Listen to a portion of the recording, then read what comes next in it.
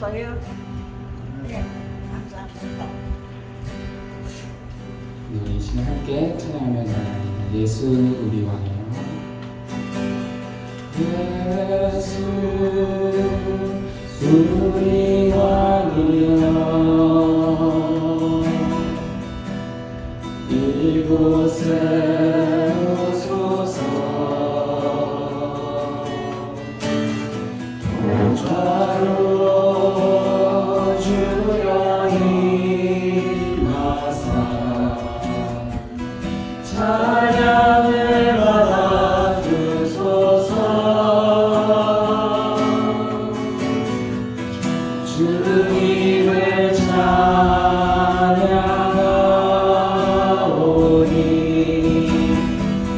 주님을 경배하오니 왕이신 예수여 오셔서 좌정하사 다스리소서. 예수 우리 왕이여. 예수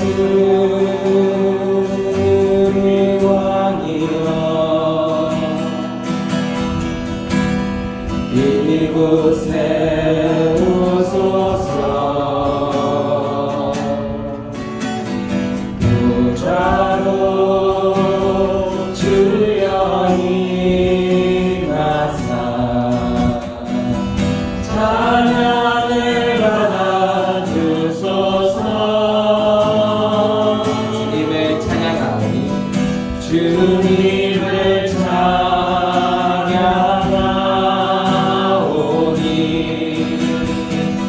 주님을 경배하오니 왕이신 예수여 오셔서 좌정하사 다스리소서. 주님을 찬양하오니 주님을 찬양하오니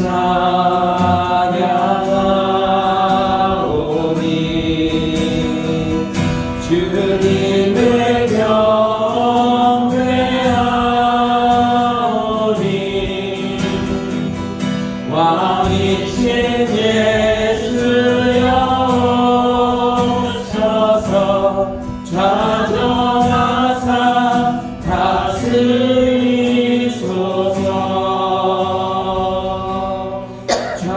좌정하사 다스리소서.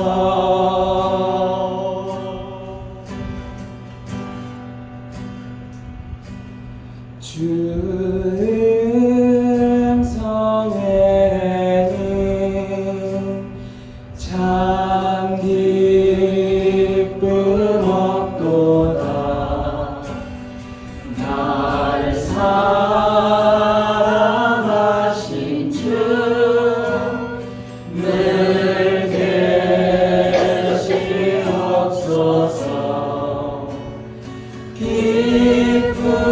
기쁘고 기쁘도다. 항상 기쁘도다. 나 주께 왔사오니 복 주옵소서. 나 주께 왔으니 나 주께 왔으니 복 주시옵소서. 주와 함께 계시면 큰 시험이 기네. 기쁘고 기쁘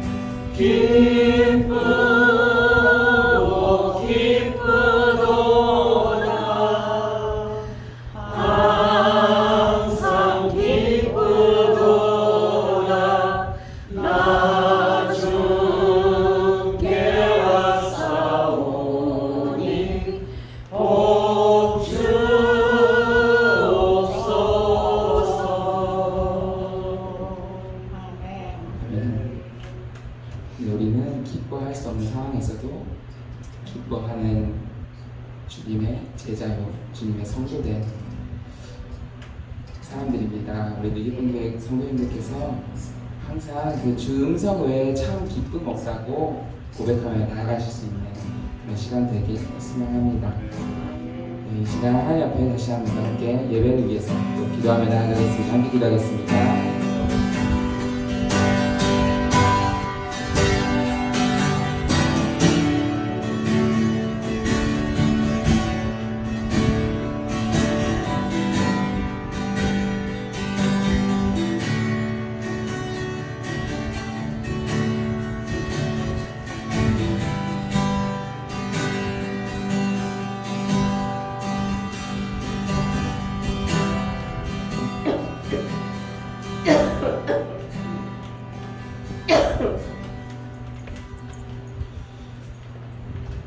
우리 주 예수 그리스도의 은혜와 하나님의 사랑과 성령의 교통하심이 여러분과 함께 하시기를 축복합니다. 다 같이 사도신경으로 우리 신앙을 고백하겠습니다. 전능하사 천지를 만드신 하나님 아버지를 내가 믿사오며 그 외아들 우리 주 예수 그리스도를 믿사오니 이는 성령으로 잉태하사 동정녀 마리아에게 나시고 본디오 빌라도에게 고난을 받으사 십자가에 못 박혀 죽으시고 장사한 지 사흘 만에 죽은 자 가운데서 다시 살아나시며 하늘로사 전능하신 하나님 우편한 자 계시다가 저로서 산자와 죽은 자를 심판하러 오시리라. 성령을 믿사오며 거룩한 공예와 성도가 서로탄 것과 죄를 사하여 주신 것과 몸이 다시 산 것과 영원히 산 것을 믿사옵나이다. 아멘. 이 시간 찬송드립니다. 524장 찬송 드리시면서 준비하신 예물 하나님께 드리겠습니다.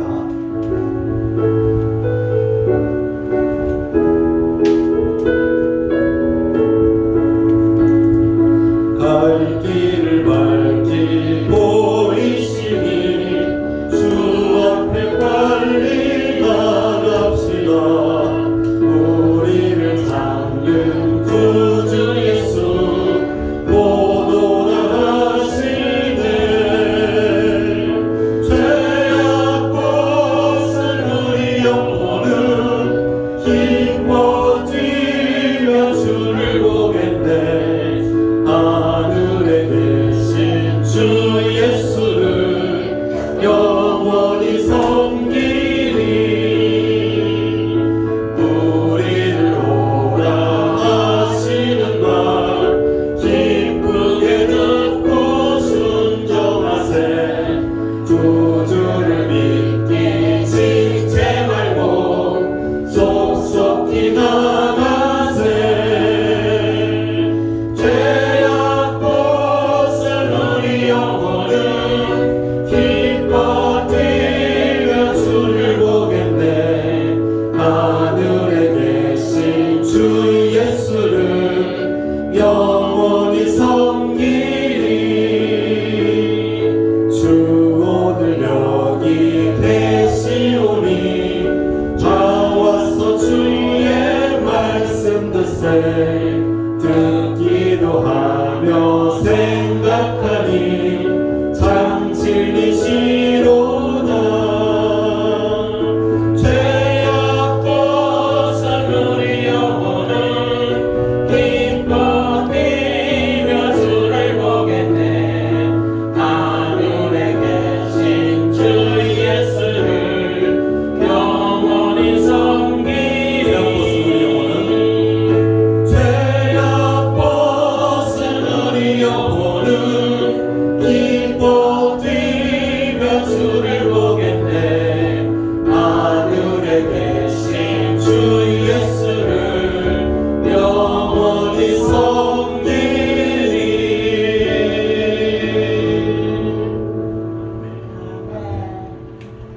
이 시간 김옥선 권사님께서 기도 인도하시겠습니다.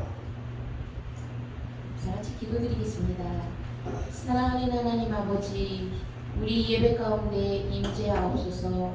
날마다 우리를 돌보시는 은혜에 감사드립니다.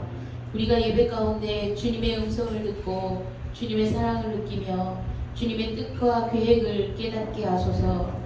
우리가 믿음의 눈을 뜨고 주님께서 가장 좋은 길로 생명의 길로 인도하신다는 사실을 보게 하소서.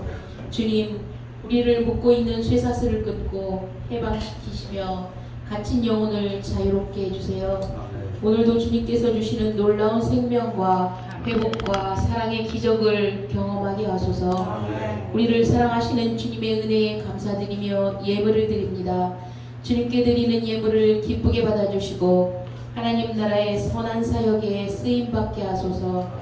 주님, 우리 삶에 필요한 것들을 아시오니 채워주시고 공급해주세요. 믿음과 소망과 사랑, 지혜와 용기, 건강과 안전, 경제적인 필요를 공급해 주시길 기도합니다. 주님께서 주시는 사랑과 능력으로 선한 변화가 일어나도록 도와주세요. 예수 그리스도의 이름으로 기도합니다. 아멘.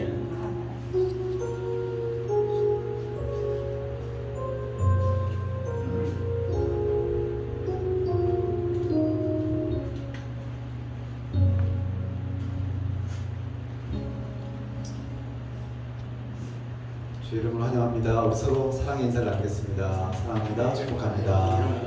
주 이름으로 사랑하고 축복합니다. 반갑습니다.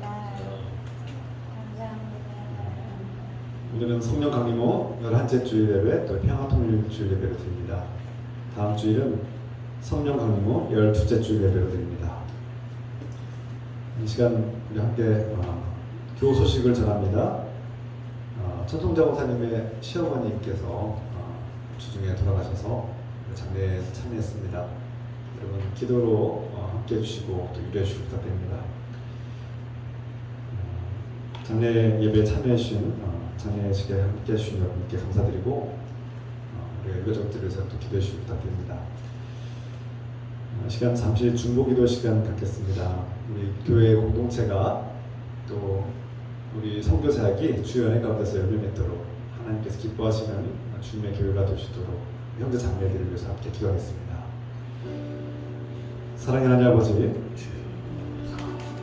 주님께 세우신 이 교회가 주님의 뜻대로 서게 도와주셔서 주님께 세우신 교회가 주님을 높여드리고 주님과 사랑의 온전한 관계를 맺도록 도와주셔서 우리 형제 자매들이 교회임을, 내가 교회임을 깨닫게 하시고 내가 교회로서 하나님 나라와 영광에 있어 쓰임받는 하나님의 일꾼, 하나님의 거룩한 사랑받은 자녀임을 깨닫게 하시고 간 곳마다 빛과 소금이 되며 하나님의 놀라운 사랑과 능력을 펼쳐가는 복된 삶이 되게 도와주셔서 주님께서 세우신 교회니 이 공동체가 하나님의 사랑으로 가득하고 하나님 말씀 가운데 서게 하시며 주의 은혜 가운데 든든히 서게 하시고 우리가 갈망하고 또 의지하며 구하는 선교의 사역들이 아름답게 펼쳐지고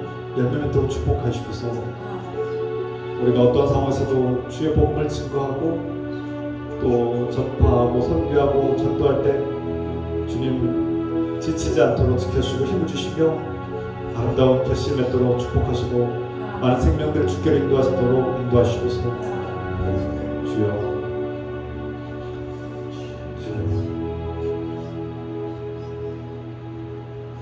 예수님 이름으로 간절히 기도드립니다. 아멘.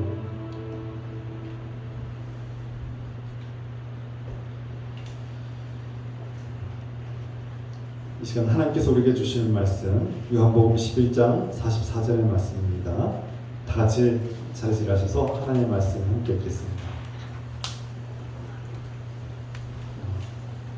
몸이 연약하신 분들 안 되셔도 됩니다. 요한복음 11장 44절 함께 있습니다. 죽은 자가 수족을 배로 덮은 채로 나오는데 그 얼굴은 수건에 쌓였더라. 예수께서 이르시되 풀어놓아 다니게 하라 하시니라. 아멘. 잘 앉으시기 바랍니다.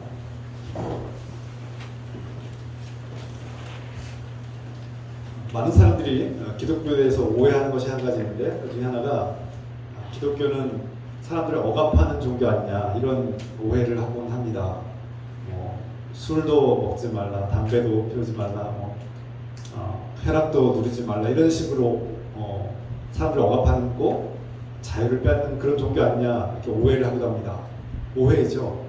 물론 뭐 술, 담배, 뭐 쾌락을 이렇게 절제하기를 원하고 죄악으로부터 멀어지는 삶. 그래서 때로는 높은 규율과 도덕성을 요구하기도 합니다만 죄악을 분별하고 죄악으로부터 멀어지는 것은 진정한 자유를 누리기 위해서죠. 우리가 예를 들어서 여러분들은 잘 경험해 본 적이 없겠지만 뭐 술을 많이 먹는다고 해서 그것이 마냥 즐겁고 행복한 일입니까? 아닐 겁니다. 좀 절제할 때, 즐길 때가 기쁜 것이지 과하면 몸에 해롭고 오히려 독이 되지 않겠습니까? 정말 기독교의 본질이 무엇인가? 기독교가 정말 사람들을 억압하는 종교인가? 아닙니다. 한마디로 아니라는 거예요. 그러면 기독교가 추구하는 진정한 본질은 무엇입니까? 자유입니다. 자유. 사람들을 진정한 자유를 누리게 하는 이것을 추구하는 것이 바로 기독교의 핵심 중에 하나이죠. 죄악의 우상 숭배에 얽매여서 노예로 살아가는 우리 인간들, 죽음의 노예로 살아가는 우리를 자유케 하고 해방시키는 것, 이것이 주님께서 우리에게 원하시는 것이죠. 그래서 기독교의 본질은 자유라고 하셨습니다. 하나님께서 하나님의 아들 예수 그리스도를, 예수님을 이 땅에 보내신 것은 예수님이 십자가에서 자신의 목숨을 내어놓으시고 희생당하신 것은 바로 우리를 죽음의 노예로부터 해방시키기 위해서, 죽음에게서 자유를 얻게 하기 위해서 자신을 희생시키신 것입니다. 기독교에서 말하는 자유란 무엇입니까? 간단히 말하면 하나님의 사랑 안에서, 그분의 말씀 안에서 무엇이든지 할 수 있다는 겁니다. 하나님은 우리가 자유롭게 살기를 원하십니다. 그런데 말씀 안에서 자유를 누리라는 거예요. 인간의 마음의 욕망대로 마음대로 행동하는 것이 진정한 자유가 아니라 그것은 거짓 자유, 오히려 채워도 끝이 없는 허망하고 공허한 자유라는 것이죠. 그러나 하나님의 사랑과 말씀이라는 울타리 안에서 누리는 자유는 진정한 자유, 우리 생명을 살리는 자유라는 것이죠. 이것이 기독교가 말하는 진정한 자유입니다. 창세기의 말씀 보면 아담과 하와, 하나님께서 최초 창조하시고 만드신 최초의 사람들이 등장하죠. 아담과 하와. 하나님께서 창조하신 에덴 동산은 완벽한, 사람이 거주하기에 완벽하고 영원한 생명의 장소입니다. 그런데 이 에덴 동산에서 아담과 하와는 모든 것을 누릴 수 있게 허락하셨어요. 자유를 주셨죠. 단지 한 가지만 예외가 있습니다. 그 에덴 동산 중앙에 있는 선악과를 따먹지 말아라. 그러면 죽을 것이다. 반드시 죽게 된다. 하나님께서 에덴 동산의 모든 것을 다 누리게 하셨는데 선악과 하나만 예외로 두셨어요. 제외하셨죠. 그 이유가 무엇입니까? 하나님 말씀 안에서 살라는 거예요. 아담과 하와에게 모든 자유를 주셨는데, 마음껏 누리시는 자유를 주셨는데 하나님 말씀 안에서 누리라는 겁니다. 그 자유. 그래서 선악과를 따먹지 말라는 것은 하나님의 말씀을 지키는 삶을 살라는 거죠. 그 말씀 안에서 하나님 말씀을 지킬 때 아담과 하와, 인간은 진정한 자유를 누릴 수 있다는 거예요. 그런데 아담과 하와가 어떻게 했습니까? 우리는 이미 그 결과를 알고 있죠. 모든 것을 다 누리고 다 행복하게 살 수 있음에도 불구하고 아담과 하와가 하나님께서 주신 그 자유를 왜곡하죠. 남용합니다. 하나님께서 자유를 주신 이유와 목적은 무엇이에요? 죽지 않게 하려고, 영원히 살게 하려고, 아담과 하와가 생명을 잃지 않게 하기 위해서 이것만은 하지 말아라 한 거예요. 선악과만은 따먹지 말아라. 죽는다. 이걸 따먹으면 죽는다. 내 말씀을 지키다가 너희는 산다는 거예요. 그런데 그 에덴 동산에 뱀이, 사탄이 등장해서 이 아담과 하와를 유혹합니다. 무엇을 유혹합니까? 너희에겐 자유가 있다는 거예요. 하나님이 뭐라고 말씀하시든 너희는 그 선악과를 먹을 수 있는 자유가 있다는 거예요. 자유를 왜곡시킨 거죠. 하나님 말씀을 어길 수 있는 자유, 하나님을 거부하는 자유, 하나님 말씀 무시할 수 있는 자유가 있다고 속삭이는 겁니다. 유혹하는 겁니다. 결국 아담과 하와는 이 사탄 마귀의 유혹에 넘어가서 이 자유를 남용하고 왜곡해서 나도 하나님처럼 되려는 그런 교만함과 욕망을 성취하려고 합니다. 결과가 어떻게 됩니까? 결국 사탄의 제안을 받아들이고 선악과 하나님의 말씀을 무시하고 거부한 채 그 선악과를 따먹고 죽게 됩니다. 죽음이 그들의 주인이 된 것이죠. 하나님이 주인 되는 하나님 말씀을 따르는 삶은 영원한 생명을 누리고 영원한 행복을 누리는 진정한 자유를 누리는 삶인데 그 사탄의 말에 선악과를 따먹는 순간 죽게 되고 죽음의 노예가 되고 사탄 마귀의 노예로 살게 됩니다. 자유를 영원히 잃어버린 겁니다. 진정한 자유를 잃어버린 것이죠.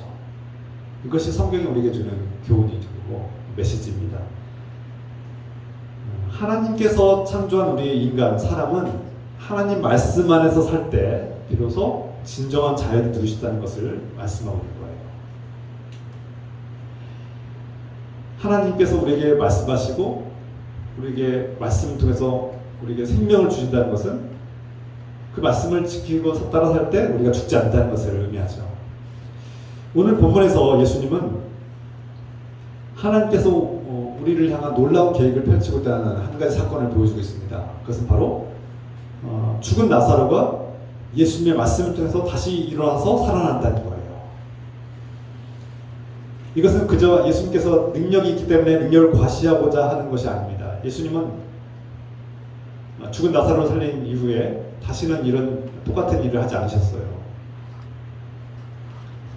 그것은 일회적이었고 한 번으로 충분한 것으로 성경을 묘사하고 있습니다. 그러나 결정적인 중요한 것은 바로 예수님이 누구인가를 우리에게 보여주고 있는 사건이에요. 이 일련의 과정 속에서 예수님께서 죽은 나사로를 살려는 과정 속에 많은 오해들이 있었어요. 주변 사람들, 특히 제자들과 주변 사람들이 다 오해했죠. 누구도 이해하지 못했어요. 제자들은 예수님께서 유대인들 가운데로 다시 돌아가는 것을 말렸습니다. 예수님, 유대인들 가운데 가면 또 돌에 맞아 쳐 죽임을 당할지 모릅니다. 근데 그곳에 다시 가시겠다고요? 오해했어요. 야, 우리 다 죽으러 가자, 도마가 얘기했죠.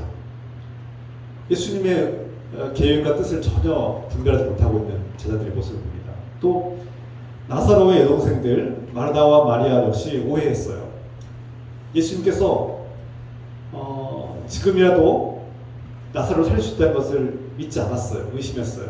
그러니까 예수님께서 내가 여러 번 말하지 않았느냐, 나를 믿으면 살 것이다, 다시 살려주시겠다고 하신 말씀을 사람들이 오해하죠. 믿지 않아요. 그래서 그 주변에 있는 유대인들도 믿지 않습니다. 그래서 주님께서, 선생님께서 빨리 오셨다면, 우리 나사로가, 우리 사랑하는 오빠가 죽기 전에 빨리 오셨다면 우리 오빠가 죽지 않았을 텐데, 주님 치유의 은사가 있잖아요. 치유의 능력이 있으시니까, 병든 자를 고치시는 능력이 있으시니까 우리 오빠가 죽지 않았을 텐데, 다 죽고 나서 오시면 어떡합니까? 이런 예수님의 계획을 모르니까, 예수님의 뜻을 모르는 우리는 그냥 의심하고 믿을 수 없는 절망과 슬픔 속에 빠져 있는 것이죠. 그것이 우리의 연약한 모습인 것 같아요. 우리가 수십 년 동안 하나님을 믿는다고, 예수 그리스도를 의지하며 산다고 고백은 하지만 여전히 우리는 하나님의 뜻과 계획이 무엇인지를 잘 몰라요. 아직도 여전히 몰라요. 그래서 우리는 종종 하나님께서 펼치시는 놀라운 계획과 뜻을 오해하고, 내가 원치 않는 고난과 괴로움이 닥쳐오면 금세 주저앉고 또 무너지고, 겨우겨우 성장하던 일어서서 나아가던 그 믿음의 길에 털썩 주저앉기도 하고, 때로는 돌아서기도 하는 연약한 모습을 보이기도 합니다. 그게 우리의 연약한 모습 같아요. 사람들은 물어봅니다. 아니, 치유의 능력을 가지신 저분이 왜 자신이 살아가는 그 친구를 살리지 못했느냐? 또 이제 와서 죽은 자의 무덤의 문은 왜 열라고 하는 거냐? 이런 의심들과 질문들을 하게 되는 거죠. 불신입니다. 불신. 예수님께서 왜 그러신지 모르는 거예요. 누구도 이해하지 못하는 거죠. 그런데 주님께서 이 일련의 모든 과정을, 이 오해를 감수하고 이 일련의 모든 과정을 진행하시는 이유와 목적이 무엇입니까? 믿지 않는 우리, 의심하는 우리에게 믿음의 눈을 뜨게 하려고 하는 겁니다. 제발 믿음의 눈을 떠라. 이 사건을 보고 너희들이 연약해서 눈에 보이는 기적을 보여주지 않으면 믿지 않으려고 하는, 도무지 믿지 않는 너희들의 연약한 마음을 이제 버리고 내가 누구인지를 믿어라라는 겁니다. 하나님께서 나를 왜 보내셨는지 알게 하려고 이 사건을 예비하신 것이죠. 준비하신 겁니다. 결국 우리의 신앙이 너무나 연약해서 성장하지 못하니까 성장시키려고, 제자들이 예수님을 오랫동안 따라다녔는데 주님의 말씀도 듣고 기적도 보았어요. 눈먼 자가 눈을 뜨고 하반신 마비된 사람이, 장애인이 막 벌떡 일어나고 소위 말하는 뇌졸중 중풍병자가 일어나는 걸 봤어요. 근데 여전히 예수님이 누구인지를 몰라요. 하나님의 아들 메시아로서 잘 온전히 믿지 못하는 거예요. 그리고 예수님께서 내가 죽었다가 3일 만에 다시 살아날 것이라고 여러 번 말씀하셨는데 믿지 못해요. 깨닫지 못해요. 그러니까 보여주시는 거예요. 내가 어떻게 죽고 어떻게 다시 살아날 것인가를 미리 나사로의 사건을 통해서 미리 부분적으로나마 보여주시는 거예요. 하나님은 할 수 있다는 겁니다. 하나님은 죽은 자를 일으키시는 분이라는 걸 보여주는 겁니다. 하나님께서 지금 여전히 그 부분의 방식으로 일하시고 있다는 것을 보여주고 있는 거죠.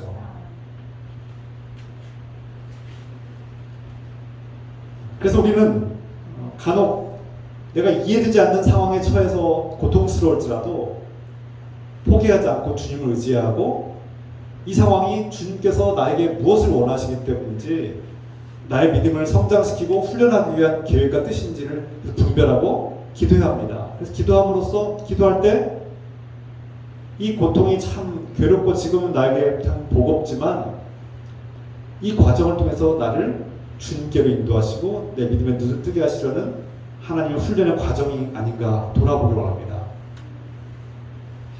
오늘 본문에서 특히 주목할 점이 있는데요. 무덤에서 다시 살아나서 일어나 나오는 나사로를 상상해 보십시오. 머리끝에서부터 발끝까지 다 이렇게 칭칭 동여맸어요. 베옷으로 다 묶어놨어요. 다 꼭꼭 묶어놨고 감아놨어요. 그런데 일어나서 막 나와요. 물론 어그적 이렇게 어설프게 걷고 있겠죠.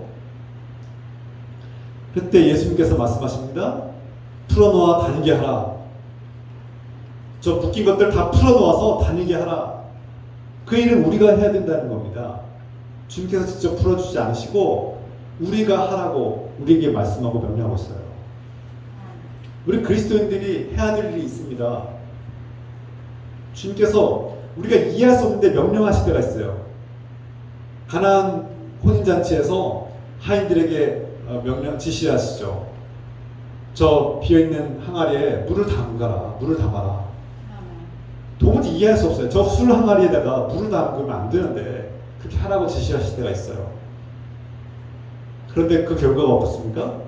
그 물이 나중에 포도주가 되어 있다는 거예요. 세상에서 가장 맛있고 달콤한 아주 위대한 포도주가 되어 있다는 거예요. 그래서 그 물을 나르고 그 물을 채운 하인들은 그 비밀을 알고 기뻐했던 것이죠. 예수님이 누구인지를 알게 된 겁니다.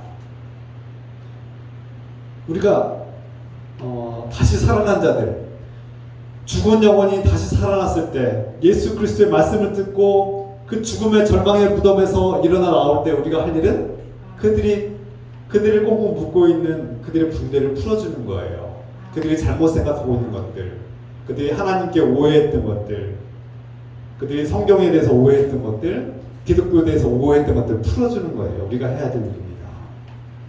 설교자가 해야 될 일 중에 가장 또 중요한 일 중에 하나가, 물론 하나님이 누구신가, 예수 그리스도가 누구이신가, 그분이 우리를 위해서 무엇을 하셨는가, 그분의 사랑이 어떠한 사랑인지를 증거할 뿐만 아니라 하나님에 대한 오해, 끊임없이 하나님에 대해 오해하고 기독교에 대해서 오해하고 예수님에 대해서 오해할 때 그것을 풀어주는 사람이 설교자가 아닐까 생각하게 됩니다.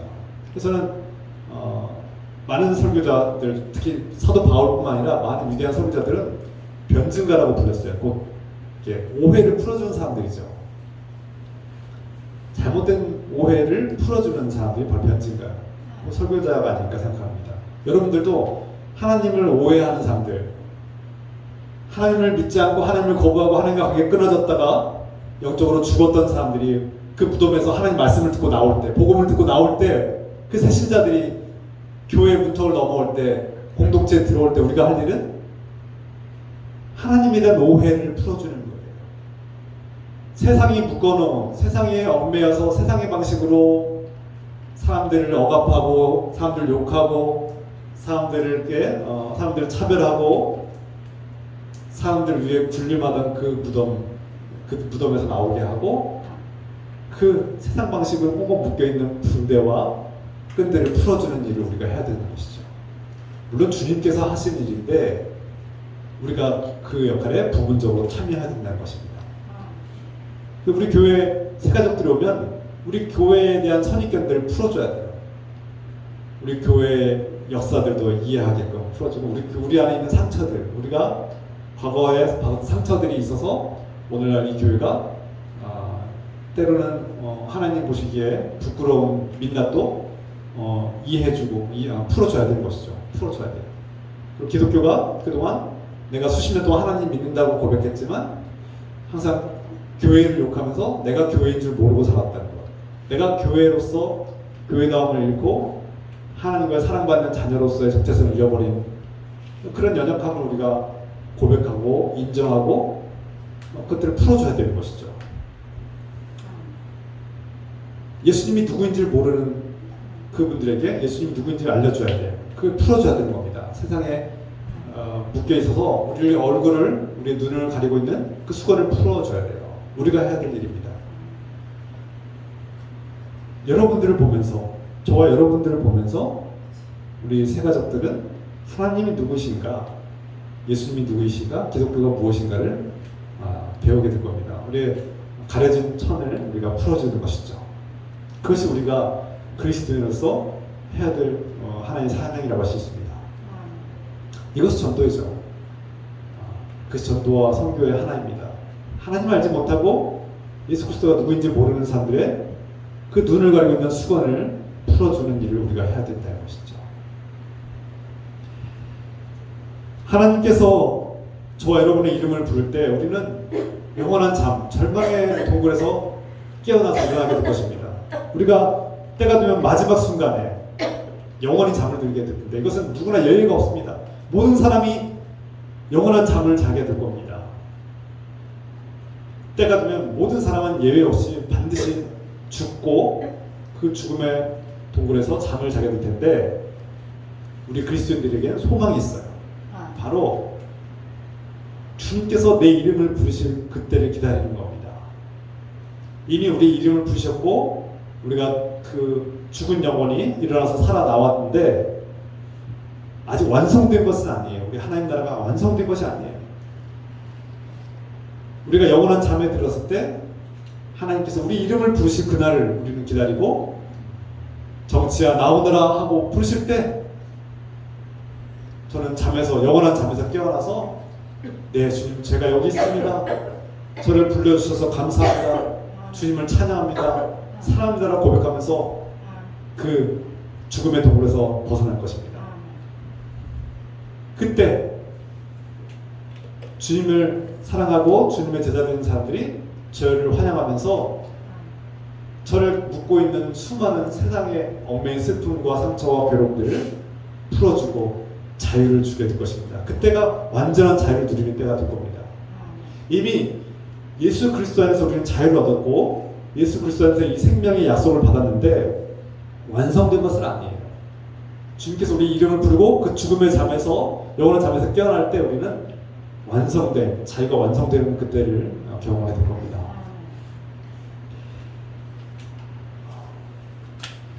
우리가 나사로처럼 반드시 죽었다가 죽음의 동굴에서 갇히고 또 나와서 묵은 것을 풀어주는 이러한 놀라운 사건도 있지만 아직 죽지 않았음에도 불구하고 아직 살아있음에도 불구하고 죽음 같은 동굴에 갇혀 있을 때가 종종 있어요. 주님께서 우리에게 풀어놓아 자유케 하라는 말씀을 통해서 나사로의 그 묶인 것을 풀어주라는 말씀을 하시는데, 이것이 때로는 정치적으로 억압받는 사람들, 노예로 사는 사람들을 풀어줘야 될 그런 사명일 때도 있습니다. 저 미국의 에이브럼 링컨 대통령은 그 흑인들의 자유를 위해서 싸우지 않았습니까? 흑인들이 노예로 살아가고 인권을 박탈당하고 비인격적인 삶을 살아가는 것을, 이것은 하나님의 뜻이 아니라고 믿고 그 수많은 희생을 감수하면서 노예 해방을 했듯이, 때론 누군가에게는 이 자유가 흑인들의 해방이 될 수도 있습니다. 때로는 정치적인 억압에서 벗어날 수 있도록 우리가 함께 싸워야 될지도 모릅니다. 때로는 학대받는 사람들에게 그들의 학대 속에서 자유를 얻도록 우리가 그 학대의 분대를 풀어주는 일을 해야 될 것입니다. 이것이 그리스도인이 해야 될 일이에요. 때로는 개인적으로 정말 사회에서 왕따당하고 외롭고 고립당한 사람들에게 친구가 되어주는 일을 해야 될지 모릅니다. 이것이 우리가 받은 사명일 수도 있어요.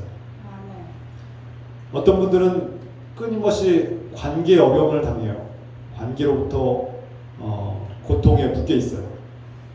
이용당하거나 자칫당하거나 또 학교에서 학폭을 당하거나 학교 폭력을 통해서 친구들이 계속 때리고 괴롭히는 아이들, 그 아이들을 우리가 편이 되고 그 아이들을 위해서 같이 싸워야 될 필요가 있습니다.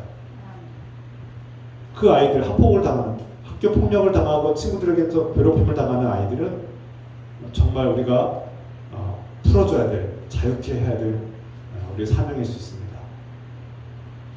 또 때로는 가난과 궁핍, 이 궁핍에 묶여서 꼼짝 못하고 꿈을 좌절하고 포기한 친구들에게 꿈을 펼칠 수 있도록 그 꿈을 펼칠 수 있는 그들의 궁핍이라는, 가난이라는 붕대를 풀어줘야 할 것입니다.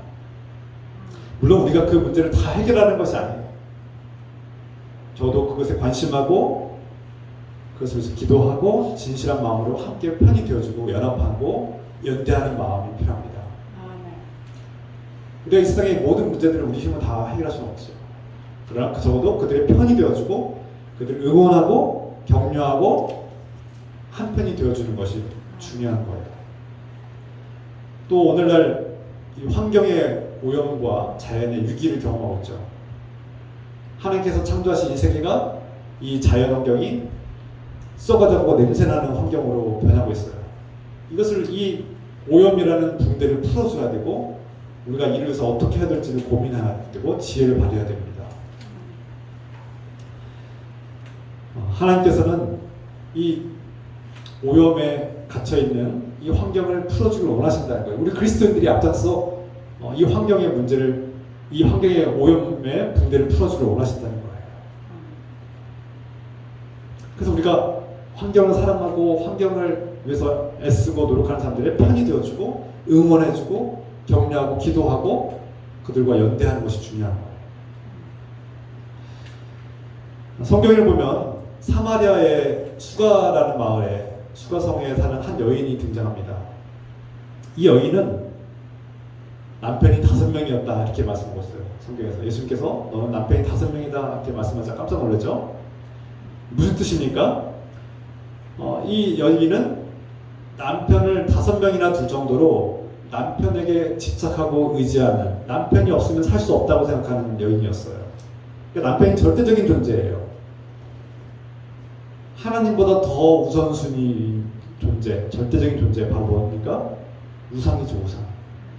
남편에게 자신의 관계를 집착하고 그 남편과 관계 속에서 이 남편이 없으면, 처음 남편을 잃으면 바로 또 두 번째 남편을 맞이하고, 두 번째 남편을 또 헤어졌든 사별했든 두 번째 남편이 없으면 또 금방 세 번째 남편을 또 맞이해야 되고, 세 번째 남편이 없으면 네 번째, 5번째, 6번째, 7번째 계속 반복하는 거예요.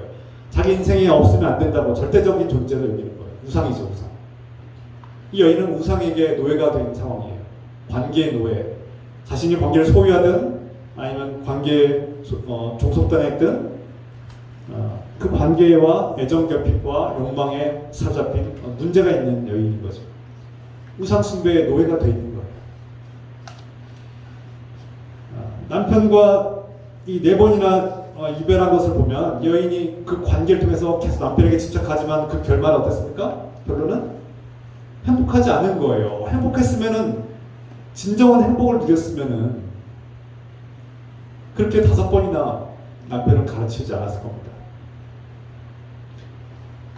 이 사마리아 여인, 수가성의 여인은 나사로처럼 죽었다 살아난 존재는 아니지만 끊임없이 남편을 의지하고 남편만이 있어야 자신이 행복할 거라고 하는 그 남편에게 절대적 의지하는 삶에서 자유를 얻어야 되는 존재인 것이죠. 스스로 그 노예가 되어 있는, 우상의 노예가 되어 있는 상태인 것이죠. 그때 예수님께서 뭐라고 말씀하십니까? 예수님께서 이 사마리아 이 수가성 여인에게 영원히 목마르지 않는 생수를 주겠다 말씀하시죠.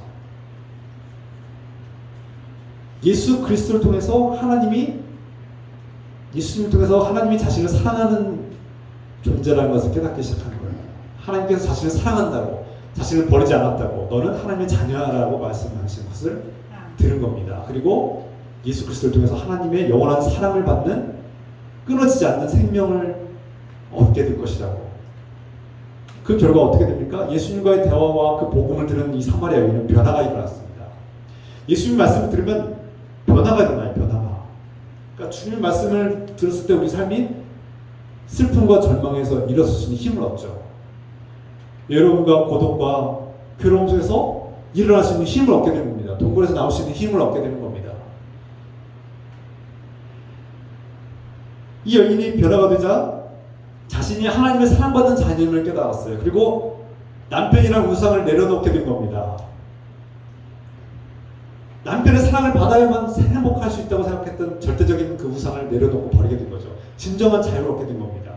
왜냐하면 그 마음속에 하나님이 진정한 사랑의 아버지가 되셨기 때문에, 자신이 하나님과의 사랑받는 관계를 회복할 때 그 여인은 진정한 자유를 누릴 수 있게 된 겁니다. 예수님 말씀을 통해서 여인은 진정한 우상 숭배와의 관계를 끊어버리고 진정 사랑받는 자녀가 된 것이죠. 하나님의 사랑을 받는 자녀로 우리는 거듭날 때 모든 우상 숭배와 거짓 관계와 공허함과 노예 상황으로부터 벗어나게 되고 자유를 얻게 될 겁니다. 바로 하나님께서 저와 여러분에게 주시는 것이 바로 이 자유입니다. 이것이 하나님께서 우리에게 주신 선물이에요. 주님은 말씀을 통해서 저와 여러분들이 진정한 자유를 누리길 원하십니다. 요한복음 8장 32절 말씀처럼 너희가 진리를 알지니 그 진리가 너희를 자유케 하리라. 자유케 할 것이다. 진리가 되신 예수 그리스도가 말씀을 통해서 우리를 진정으로 자유케 하신다는 거예요. 예수 그리스도 안에 거할 때 우리는 진정한 자유를 얻게 된다는 거예요. 우리가 세상에 절대적으로 의지하는, 이것 없으면 안 돼 라고 절대적으로 의지하고 그것을 추구하며 살던 우리가, 그것이 돈이든 명예든 쾌락이든 사람과의 관계든 그 무엇이 됐든 이것만은 내가 인생에서 절대적으로 의지하고 이것이 있어야만 내가 행복할 수 있어라고 의지하는 그것이 바로 우상이고, 그 우상으로부터 우리를 끊어버리고 진정한 자유를 주기 위한 하나님의 놀라운 계획인 것입니다.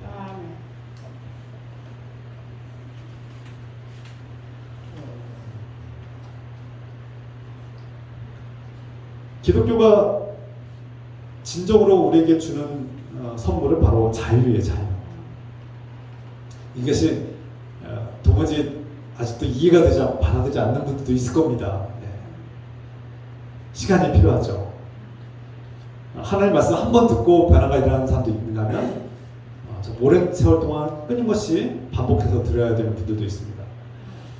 포기하지 말고, 우리 새가족 되시는 분들은 포기하지 말고 하나님 말씀이 무엇인가, 오늘 말씀을 통해서 하나님 주신 그 자유라는 선물이 무엇인가를 오랜 시간을 두고 포기하지 말고 끝까지 붙들어 주시기 부탁드립니다.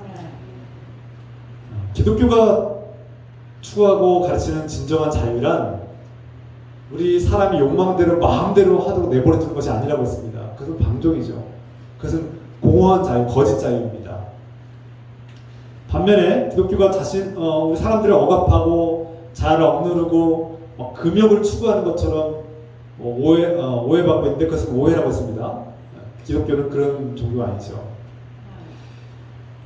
그러면 오늘 말씀 통해서 하나님께서 주시는 이 자유란 우리에게 어떠한 변화를 요구하고 있고 어떻게 우리가 삶에 적용할 수 있을까요? 먼저 하나님을 바라보는 시각이 변화되어야 된다는 거예요. 하나님은 내가 원하는 것이 있으면 아무 때나 기도하고 요구해서 그것을 들어주고 내 욕망을 충족시켜주는 그런 분이 아니라는 것을 깨달아야 된다는 거예요. 이것이 첫 번째 변화입니다. 진정한 자유를 누리려면 하나님은 내 욕망의 도구가 돼서 안 된다는 거예요. 하나님은 내가 이용하는 그런 존재가 아니에요. 내가 필요할 때만 찾고 어렵고 고통스러울 때만 찾고 그때만 필요하면 하나님 내 필요를 채워주시고 내 문제를 해결해 주시고 내 욕망이 해결되면 그냥 또 잊어버리는 그런 분이 아니라는 거예요. 심지어 우리가 그렇게 살고 있지만 그럼에도 불구하고 하나님 여전히 우리를 사랑하시고 우리를 포기하지 않으시고 용납하시고 기다리시는 하나님이심을 성경이 우리에게 증거하고 있죠. 하나님께서 우리에게 주시는 진정한 선물, 그것은 진정한 자유인데 그 자유는 욕망을 추구하면서 마음대로 살게 하는 것이 아니라 말씀 안에서 하나님의 사랑 안에서 그 사랑의 울타리, 말씀이라는 울타리 안에서 진정한 영원한 생명과 자유를 누리는 거예요. 한 걸음 좀 더 나아가서 그 자유는 내가 가능하면 이 세상에서 억압받지 않고 기쁘게 감사하며 즐겁게 살고 자유를 누리는 삶인데 주님께서는 그 자유가 다른 사람들을 사랑할 때 형제 자매를 사랑할 때 주님의 교회 공동체를 사랑할 때 완성된다고 온전해지고 성숙해진다고 말씀하셔서 먹었어요. 그러니까 기독교의 자유는 진정한 자유, 죄악으로부터 우상숭배로부터 개인이 진정한 자유를 누리고 자신을 진정으로 사랑할 줄 알게 되는 것이에요. 하나님을 사랑하고 하나님의 사랑을 받는 존재로서 내가 진짜 자유가 얻는 거예요. 그러니까 여러분들 나를 억압하고 나를 속박하고 나를 옥죄고 있는 것들이 있다면 끊어버리고 진정한 자유를 누릴 줄 알아야 됩니다. 나를 사랑하고 나를 보호할 줄 알아야 돼요. 나를 함부로 대하고 나를 짓밟고 있는 것들로부터 멀어지고 해방되고 자유를 누리십시오. 동시에 그 하나님께서 주신 진정한 자유를 누린 사람은 형제 자매들 그리고 주님의 그리스도인의 공동체를 존중하고 사랑하고 그 공동체를 살리기 위해서 내가 해야 될 일을 하게 된다는 거예요. 그것이 진정한 성숙한 자유의 모습입니다. 그래서 기독교는 균형 잡힌 자유예요. 무책임하고 거짓된 방종이 아니라 진정으로 자신을 사랑할 줄 알고 속박으로부터 벗어날 줄 알되 자신을 사랑하고 보호할 줄 알되 다른 사람들도 그 자유를 누리도록 존중하고 공경하고 공동체가 살도록 노력하는 거예요. 이것이 기독교의 자유죠. 저는 이 말씀을 지난 한 주 동안 묵상하면서 저에게 주시는 자유를 누렸습니다. 제가 여러분 아시다시피 텐트 메이커로 살기로 결심하고 지금 직업 훈련을 받고 있는데요. 낮에 사도 바울이 말했죠. 낮에는 내가 텐트 메이커로 살고 밤에는 복음을 전하노라 이렇게 말씀하셨어요. 제가 막상 텐트 메이커의 삶, 이 자비랑 성교의 삶을 살려고 이제 결단하고 노력하는데 이 교회 밖에 나가서 사회생활을 시작하니까 여러분들이 직장에서 겪는 고통과 괴로움들이 막 절감이 돼요. 막 실감이 돼요. 내가. 여러분들이 주중에 이렇게 살겠구나. 주중에 이렇게 많은 사람들과 관계를 맺으면서 어려움을 겪겠구나. 이런 생각을 하게 됩니다. 또 거의 주중에 매일같이 중환자실에서 그 죽음을 앞두고 때로는 비참하게 살고 있는 어떤 그런 분들도 마주하게 됩니다. 그러면서 나는 나의 노년에 나의 마지막 모습을 어떤 모습으로 맞이하게 될까를 제 뜻대로 마음대로 되는 것은 아니지만 좀 기도합니다. 내 노년의 마지막 순간에 좀 아름답게 마무리를 하면 좋겠다라는 생각을 많이 하게 됩니다. 그리고 우리 교인들도 이렇게 너무 비참하게 노년에 저렇게 마지막 순간을 맞이하지 않았으면 좋겠다. 물론 그분들 제가 폄하하는 것이 저 결코 아닙니다. 다 생명은 소중하고 또 하나님께서 정하신 뜻대로 가기 때문에 우리가 마음대로 할 수 없는 것인데 함부로 판단하면 안 되는데, 다만 하나님 믿는 하나님의 거룩한 자녀들이 마지막 순간을 좀 아름답게 마무리하면 좋겠다라는 그런 기도를 많이 합니다. 제가 이 말씀 드린 목적 중에 하나는, 저는 하나님께서 저를 중환자실에서 이렇게 일하게 하신 이유가 있을까, 목적이 있을까, 이렇게 묵상하게 되고, 또 그 속에서 하나님께서 나를 더 단련하시고 나를 더 성숙하게 하시려고 믿음이 성장하고 더 성숙한 단계로 이끄시기 위한 하나님의 훈련장이구나라고 생각하고 있습니다. 물론 제가 계속할 것은 아니지만 언젠가 또 거기를 끝나게 되겠지만, 하나님은 다양한 방식으로 저를 훈련하고 계시구나라는 것을 깨닫게 됩니다. 그 중에 한 가지가, 제가 사회생활을 시작하면서 또 한 가지 얽매를, 저를 묶고 있는 하나의 붕대, 저를 꼼짝 못하게 저를 믿음으로 하나님께로 더더 성장시키고 더 성숙한 어른이 되게 한 것을 가로막고 있는 하나의 붕대 끈을 제가 발견했고, 그것을 푸는 한 주가 된 것은 아닌가 돌아보게 됩니다. 그것이 바로 제가 발견한 것 중에 하나가 관계의 쇠사슬이 나를 묶고 있었구나. 무슨 뜻이냐면, 제 안에 이 착한 아이 컴플렉스가 아직도 저를 괴롭히고 있고 남아있다는 것을 좀 보게 하신 것 같습니다. 제가 그리스도인이고 기독교인이 됐을 뿐만 아니라 목사가 되었고 교회 리더로서 살아가니까 밖에 나가면 사람들에게 착하게 행동하려고, 친절을 베풀고 착한 사람 되려고 착한 사람으로 행동해요. 그거 어떻게 당연한 거 아니겠습니까? 당연한 건데 문제가 있습니다. 거기에 제가 친절을 베풀고 호의를 베풀고 섬겨주고 존중해주면, 이것을 저 사람이 나보다 나이가 많고 좀 어른이 나를 존중해주고 친절을 베푸는구나 하고, 이것을 함께 존중해주고 함께 좋은 관계로 발전하는 사람이 있어요. 근데 반면에 제가 친절을 베푸고 호의를 베푸고 낮아지고 겸손해지면 무시하고 함부로 하고 짓밟고 이용하려는 사람들이 있습니다. 그런 사람들을 만나게 돼요. 그러면 이제 화가 납니다. 아니, 내가 친절을 베풀고 호의를 베풀고 착하게 굴었더니, 섬겨줬더니 나보다 한참 어리고 나이도 한참 어리고 나보다 한참 젊고 배운 것도 없는 것 같아도 내가 존중해주고 높여줬는데 무시하기 시작하는 거예요. 막 반말하고 무시하고 막 함부로 하는 거예요. 막. 그러니까 이제 화도 내고 막 저한테 막 함부로 하는 거예요. 그러면 화가 나죠. 그 속에서 제가 제 자신을 발견한 겁니다. 내 안에서 막 부글부글 끓고 있는데 막 화가 나는데 화가 안 난 것처럼 참는 거예요. 그리고 또 친절을 베푸는 거예요. 여기에 문제가 있구나. 이거 문제가 있구나. 속에서는 화가 나는데 저 사람이 나를 무시하다고 내버려 두는 거, 이거는 내 안에 풀어야 될 아직 문제가 하나 있구나. 영적인 문제가 있구나 라고 깨달았습니다. 그래서 제가 그래서 내가 하나님께 기도하고 하나님께 묻고 의지하면서 또 대화도 하고 또 책을 읽었어요. 관계에 대한 또 심리학적인, 심리적인 책들. 우리가 몸에 어딘가 아프면, 여러분 이게 심장이 아프면 심장 전문 의사하고 대화하는 게 좋잖아요. 그런 책을 읽어보는 게 도움이 되고, 어디 뼈가 다쳤으면 뼈 전문가에게 정형외과 전문가 얘기하는 게 좋잖아요. 마찬가지로 우리 마음의 문제를 발견하면 심리를 공부한 전문가들과 대화하거나 또 그 책을 읽은 것이 도움이 되죠. 제가 관계에 대한 책들을 여러 번 읽었어요. 그도 과거에도 읽었었지만 또 그 관계에 대한 책들을 자세하게 저를 비춰보면서 읽었더니, 내가 어떤 면에서는 착한 아이 컴플렉스를 아직 완전히 해소하지 못했을 가능성이 크구나라는 것을 깨달은 거죠.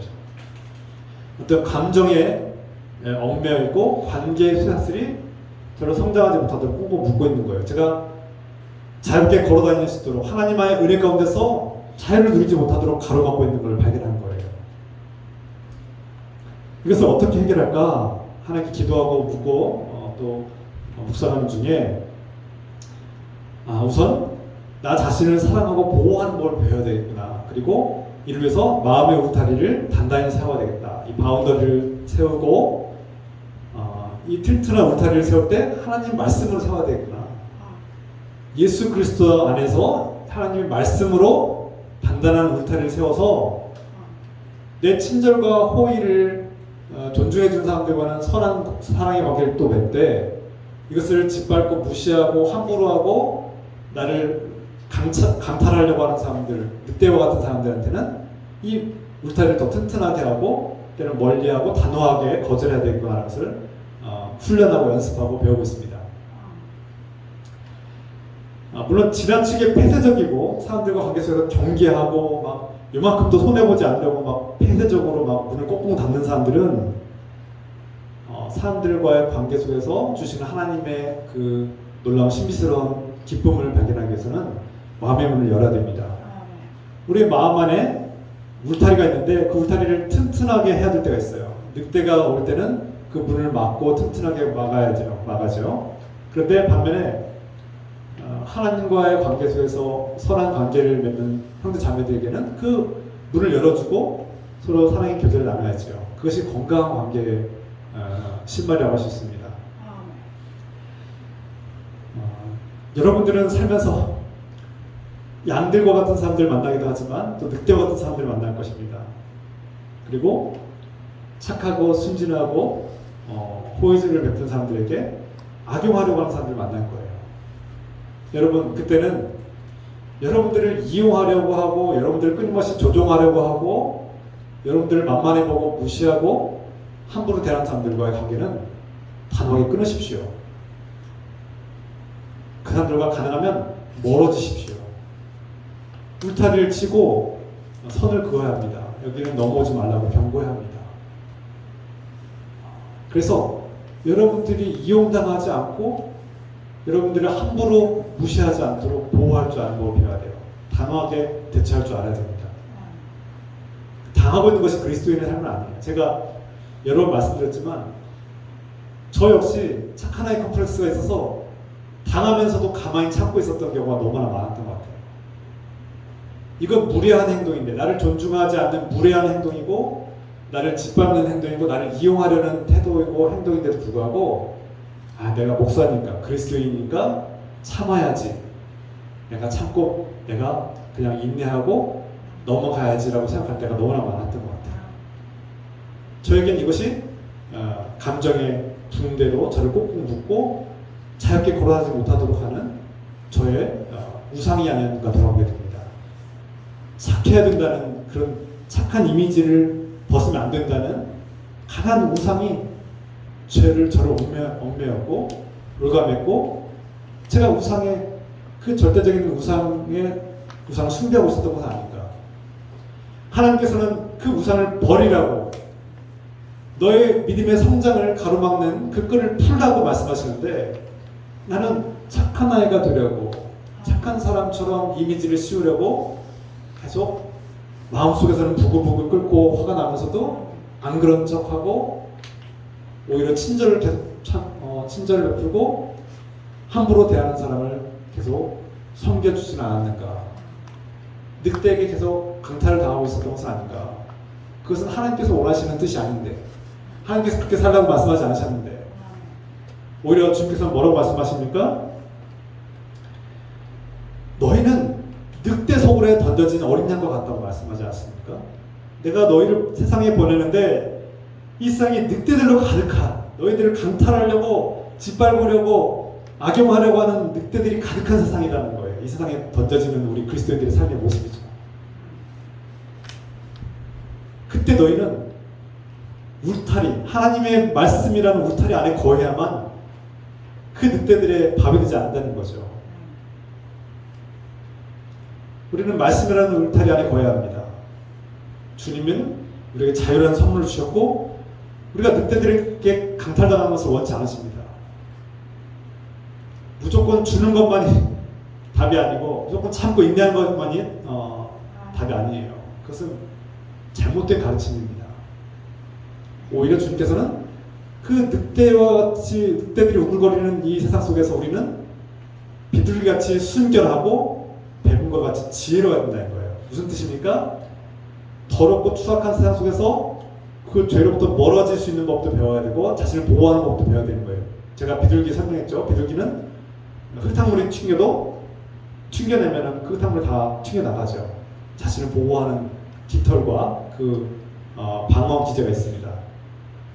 또 뱀은 공격할 때와 피할 때를 잘 분별하고 싸워야 될 때와 도망칠 때를 잘 분별해서 싸울 때는 싸워서 위협하기도 하지만 스를 빠져나갈 때는 순식간에 빠져나가죠. 그런 뱀과 같은 지혜가 우리에게 필요하다는 거예요.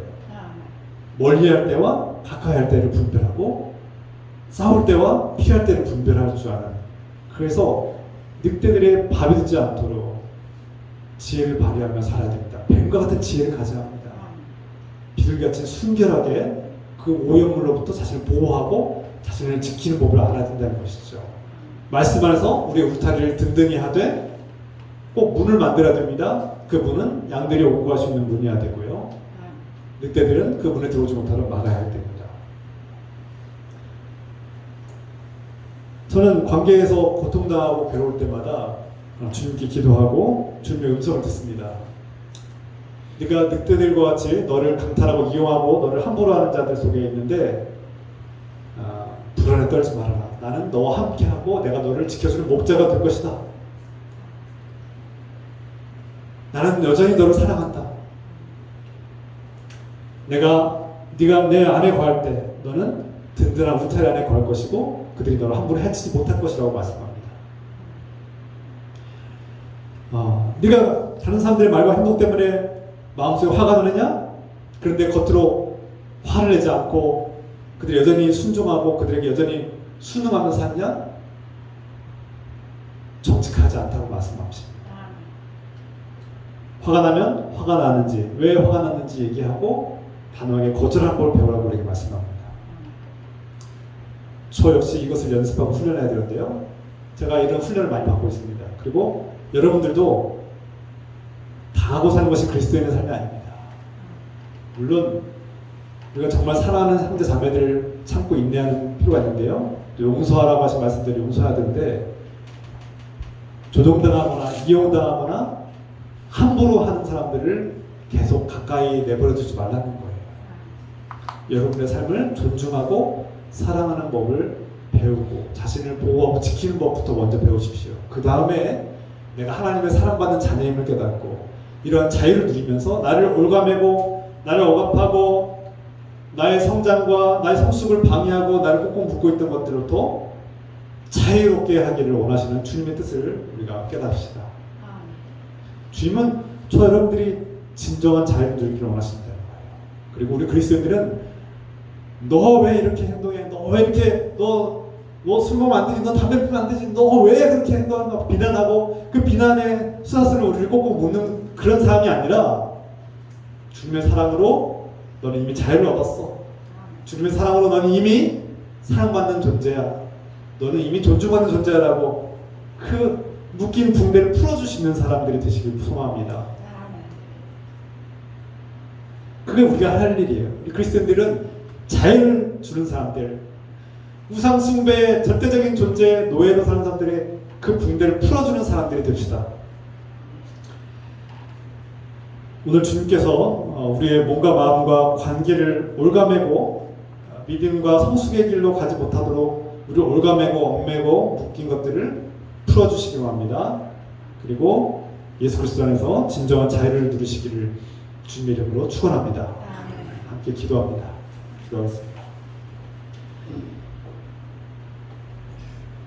예수님께서 다시 살아나 소생한 나사로에게 말씀하셨습니다. 풀어놓아 다니게 하라. 주님, 우리가 주 안에서 자유를 누리기를 원합니다. 우리를 올가매고 얽매고 우리를 묶고 있는 것들로부터 자유롭게 하시는 주님의 뜻을 발견하게 하옵소서. 우리의 마음에 절대적으로 숭배하고 하나님 말씀이 아닌 절대적으로 숭배하고 있는 우상들을 버리게 하시고 우상의 노예가 되었던 우리를 자유케 하여 주시옵소서. 우리가 세상에서 의지하고 이것만 있으면 행복해질 것이라고 의지하고 추구하는 것들을 버리고 자유를 누리게 하여 주시옵소서. 주님, 관계의 문제 속에서 우리를 얽매고 우리를 묶고 우리를 꼼짝달싹 못하게 하는, 우리를 이용하고 함부로 하는 것들로부터 자유가 얻게 도와주시옵소서. 풀어주시옵소서. 그래요 우리가 서로를 풀어주는 사람들이 되게 하소서. 우리가 주님에서 자유를 누리고 또 서로의 자유를 위해서 함께 일하고 연대하는 하나님의 사람들을 살게 하여 주시옵소서. 주님, 우리의 마음을 올가매고 있는 걱정의 사슬, 근심의 사슬, 불안의 사슬들, 두려움의 사슬로부터 자유롭게 풀어주시옵소서. 그래서 주님께로 당당하게 걸어 나가시도록 주님께서 주신 자유를 누리며 기쁨으로 살게 축복하여 주시옵소서. 우리 함께 위해서 합심하여서 기도하겠습니다. 함께 통성으로 기도합니다. 주여 하나님 아버지, 오늘 이 말씀 깨닫게 하여 주시옵소서. 우리에게 자유를 주시는 주님의 뜻을 발견하게 하여 주시옵소서. 우리를 올가매고 있는 걱정의 사슬로부터, 두려움의 사슬, 불안의 사슬로부터 우리를 자유케 하여 주시옵소서. 풀어주시옵소서. 우리 그리스도인들이 도덕적인 율법에 서로를 얽매이고 서로를 옥죄어 있는 것이 아니라 풀어주게 하소서. 당신은 사랑받는 자녀입니다. 그럼에도 불구하고 있는 것은 그대로 사랑받는 자녀입니다라는 것을 선포하게 하여 주시옵소서. 우리를 올가매고 있는 것들로부터 풀어주고 서로 올가맸던 것들로부터 풀어주게 하여 주시옵소서. 풀어주는 사람들, 자유를 누리는 사람들, 주께서 주신 진정 자유를 깨닫고 이 자유를 기쁨으로 누리는 복된 공동체 되게 하여 주시옵소서. 주님, 우리를 함부로 대하고 우리를 옥죄고 당신은 기독교이니까 내가 이용해도 당신은 참고 기다려야 되고 당신은 참고 인내해야 되고 당신은 반항하면 안 된다고 말하는 자들에게 단호하게 거부하고 단호하게 거절하고 단호하게 말할 수 있는 용기를 주시옵소서. 지혜를 주시옵소서. 주님, 우리를 함부로 대하고 우리의 마음을 강탈하고 우리를 함부로 무시하고 우리를 이용하려고 했던 사람들도 선을 긋고 멀어질 수 있는 용기도 주시고 지혜를 주시옵소서. 그래서 비둘기같이 순결하며 뱀과 같이 지혜로운 삶을 살 수 있도록 도와주시옵소서. 늑대와 같이 우리를 강탈하고 위협하는 세력들이 득실거리는 이 세상 속에서 우리 그리스도인들이 지혜를 발휘해서 싸울 때는 싸우고 또 도망칠 때는 도망치고 피할 때는 피하게 하시고 우리의 마음의 울타리를 말씀 안에서 우리 마음의 울타리를 든든히 세울 수 있는, 우리 자신을 보호하고 지킬 수 있는 주님의 하나님의 사람들로 살게 도와주셔서 진정한 자유를 누리게 하여 주시옵소서.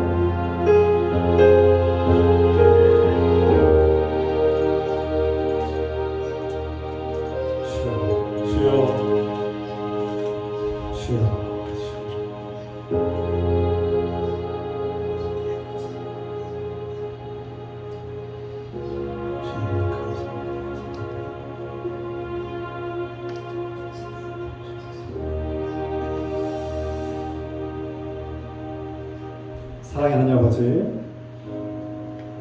주님께서는 다시 살아나신 죽음의 무덤에서 일어난 나사로를 꽁꽁 묶고 있는 붕대들을 풀어주라고, 그 얼굴을 감싸고 있는 수건을 풀어주라고 말씀하십니다. 주님, 오늘 이 말씀을 통해서 우리를 올가매고 우리를 묶고 있고 우리의 자유를 침해하고 방해하는 것들을 돌아보게 됩니다. 주님, 우리가 뱀과 같은 지혜를 가지고 주님께서 주신 지혜와 능력으로 하나님 말씀 안에서 우리의 마음의 울타리를 치고 이 세상에 득실거리는 그 늑대들이 우리를 함부로 무시하거나 함부로 해하지 않도록 지켜주고 보호하시옵소서. 예수 그리스도 안에서 사랑받는 자녀로 지혜와 용기를 발휘하여 때로는 단호하게 거절하고 우리를 이용하고 남용하고 우리의 자유를 침해하는 것들로부터 진정한 자유를 누릴 수 있도록 도와주시고 보호하시고 지켜주시옵소서. 주님, 그래서 우리가 우리를 얽매고 있는 관계의 그 사슬로부터 벗어나게 하시고 우상 숭배로부터 벗어나게 하시며 하나님께서 주신 진정한 자유의 선물을 누리는 복된 사람들로 살게 하여 주시옵소서. 우리에게 진정한 자유를 주기 위해서 십자가를 짊어지신 우리 주 예수 그리스도의 은혜와 우리에게 영원한 자유를 약속하신 하나님 아버지의 끝없는 사랑하심과 지금도 우리에게 그 그 자유를 누리도록 인도하시는 성령님의 교통감화 역사하심이 오늘 늙은교회 모든 성도들과 가정과 일터 위에 지금부터 영원토록 함께 해주시기를 간절히 축원하옵나이다. 아멘.